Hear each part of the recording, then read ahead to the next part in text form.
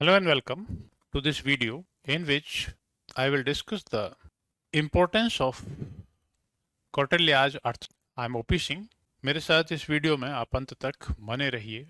इस वीडियो में हम कौटिल्य के अर्थशास्त्र के विभिन्न आयामों और उसके महत्व, उसकी इम्पोर्टेंस के बारे में एक छोटा सा विश्लेषण करेंगे। It would be a brief analysis of the significance of different facets and dimensions of Kautilya's Arthashastra. तो सबसे पहली बात तो यह है कि Kautilya's Arthashastra is available to us in 15 chapters.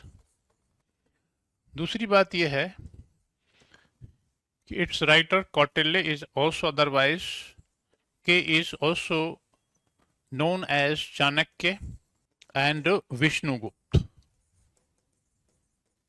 और तीसरी बात इंपॉर्टेंट ये है कि Kautilyan Arthashastra original manuscript was not available for many centuries. It was accidentally, fortunately recovered from a library by a great scholar R. Samashastri in 1904-05। जब वो एक लाइब्रेरी में स्टडी कर रहे थे तो एक मैन्युस्क्रिप्ट उनके हाथ में लगी, तो इसे हम कहते हैं डिस्कवरी ऑफ अर्थशास्त्र। ये बहुत बड़ी खोज थी। अब इसके सब्जेक्ट मैटर पर आ जाते हैं, इसका मीनिंग क्या है। तो फोर्थ पॉइंट इसमें ये हो जाएगा, अर्थशास्त्र जैसे कि नाम से पता चलता है तो एक कंफ्यूजिंग चीज है। आप समझेंगे अर्थव्यवस्था से समझेंगे। It's a book on economy, generally ये परसेप्शन है, लेकिन अर्थशास्त्र is a book on political economy, यानी इसका जो मेन थीम है वो पॉलिटिक्स ही है। अर्थशास्त्र में कौटिल्य एक जगह लिखते हैं, राजा के लिए खजाना बहुत जरूरी है, और खजाना कहां से आता है? खानों से आता है। धन खजाने से आता है, तो धन के बिना राज्य नहीं चल सकता। इसलिए अर्थशास्त्र डिवाइजेस, इसमें मैकेनिज्म है, devices A number of mechanism of earning for the state, mechanism of earning for the state. इसी में हमें अर्थशास्त्र में अर्निंग की बात करें, ये तो बात समझ में आ गई ना आपकी। Politics is not possible without the resources. अर्थशास्त्र का पूरा जोर इसी बात पे है कि राज्य के लिए धन कैसे जुटाया जाए, स्रोत कैसे जुटाए जाए। और अर्थशास्त्र में आय शरीर का कॉन्सेप्ट है, आय शरीर का कॉन्सेप्ट है। शरीर का मतलब है body of income, income for the state. और इसके 7 फोल्ड हैं। जैसे सप्तांग राज्य है, सप्तांग राज्य सिद्धांत है, ऐसे ही there is a 7 fold body of the income from where the state draws its resources. इस वीडियो में हम सप्तांग राज्य सिद्धांत के बारे में नहीं बताएंगे। Our discussion would be touching this आय शरीर और body of 7-fold body of income. Arthashastra में बहुत सारी बातें बताई गई हैं। उन बातों का महत्व किस तरह से हम एस्टेब्लिश कर सकते हैं।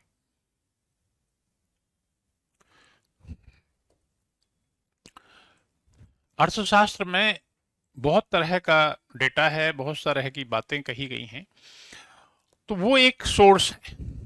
लेकिन हुआ क्या है कि अर्थशास्त्र का जो कंपोजिशन है वो एक टाइम में नहीं किया गया। कुछ पोर्शंस मौर्य टाइम में लिखे गए, मौर्य टाइम।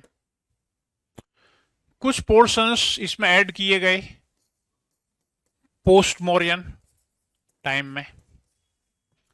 कुछ पोर्शन इसमें ऐड किए गए गुप्ता एज में, गुप्ता एज। इन तीनों को मिला के प्लस प्लस करते चले जाओ, ये बन गया इतना बड़ा। तो फाइनल पोर्शन कब तैयार हुआ इसका? गुप्ता एज। तो ना तो एक काल में लिखी और ना एक व्यक्ति द्वारा लिखी गई।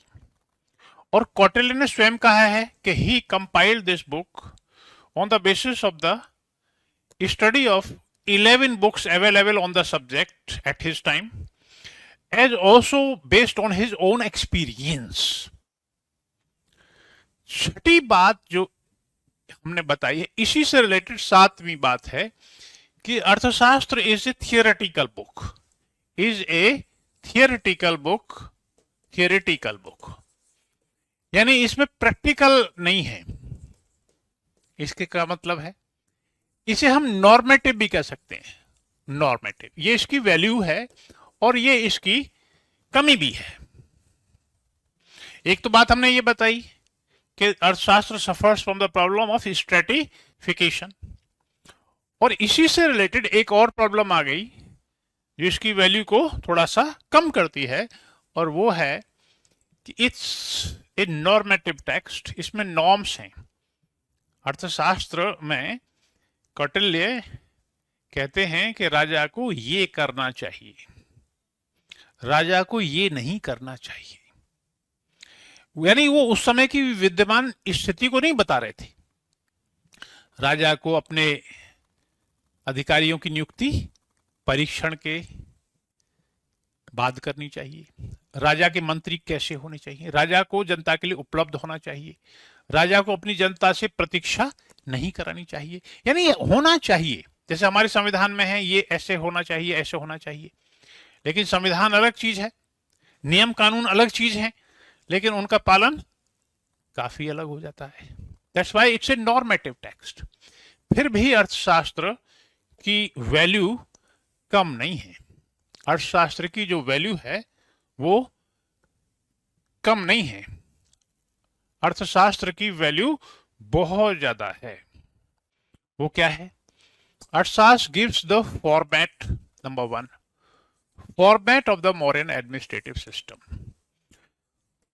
मिनिस्टर्स की नियुक्ति कैसे होनी चाहिए, ब्यूरोक्रेसी का आइडिया देता है, हेवी ब्यूरोक्रेसी थी, and it was the centralised administrative system, उसकी जानकारी देता है। It gives the idea about the taxation. Taxation was detailed, मैंने अभी बताया, सप्तांक, 7-fold बॉडी ऑफ इनकम, आय शरीर, टैक्सेशन बहुत डिटेल्ड है।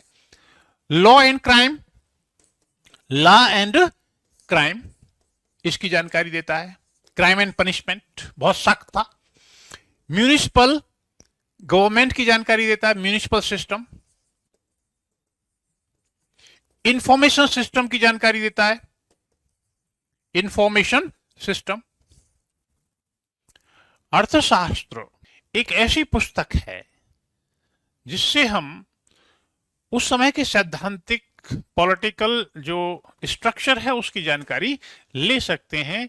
यह इसकी वैल्यू भी है और यह इसकी वैल्यू को कम भी करती है, क्योंकि एक सैद्धांतिक उन्होंने राजा के लिए एक स्टैंडर्ड तय कर दिया कि भाई आपको इस स्टैंडर्ड से चलना चाहिए, मेरी बात मानो तो ऐसे करना चाहिए, ये काम राजा को नहीं करने चाहिए।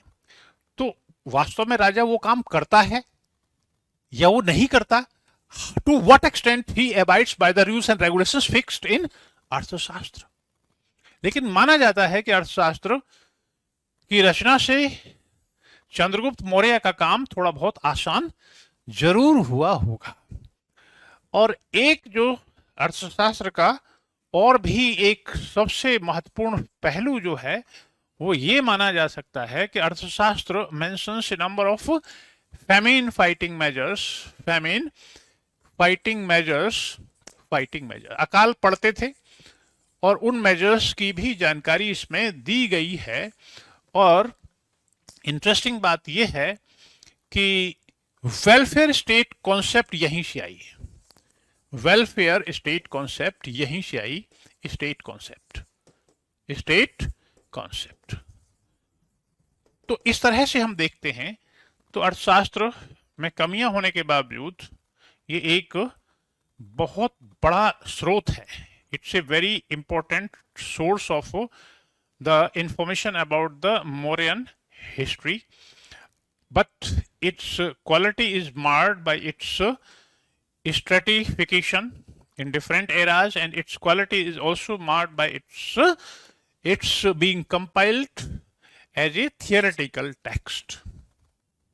ठीक है, तो इसी के साथ मैं इस वीडियो से विदा लेता हूं. Thank you for being with me. Take care.